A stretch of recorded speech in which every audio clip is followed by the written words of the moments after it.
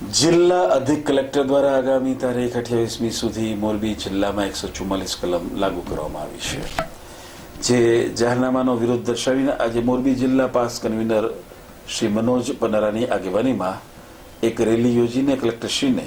આવેદન પાઠવવાનો કાર્યક્રમ નક્કી કરવામાં આવ્યો હતો, પરંતુ આ રેલીના કાર્યક્રમને તંત્રની મંજૂરી મળી ના હોવાથી નવા બસ સ્ટેન્ડ ખાતેથી સરદાર પટેલની પ્રતિમાને હારતોરા કરીને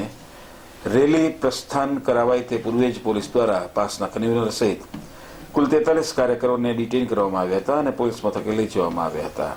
અહેવાલ રાહુલ છનિયારા, મોરબી. કાયદો વ્યવસ્થા જળવાઈ રહે મોરબી જિલ્લામાં, એના માટે 144નું જાહેરનામું બહાર પાડવામાં આવેલું,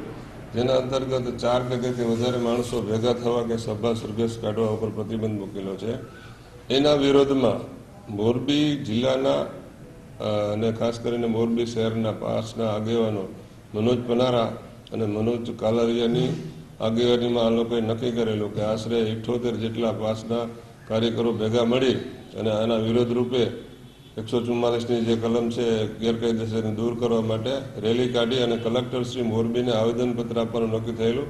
જેના અનુસંધાને આજે આ લોકો મોરબી એસટી ડેપોની સામે સરદાર પટેલની જે પ્રતિમા છે ત્યાંની એકઠા થયેલા અને ત્યાં ફુલહાર કરી અને રેલી સ્વરૂપે કલેક્ટરશ્રીને આવેદન આપવા માટે 43ની સંખ્યામાં એ લોકો કાર્યકરો નીકળેલા. આગેવાન તરીકે મનોજ પનારા અને મનોજ કાલરિયા હતા અને ત્યાં સ્થળ ઉપરથી જ તમામ 43 કાર્યકર્તાઓને અટક કરી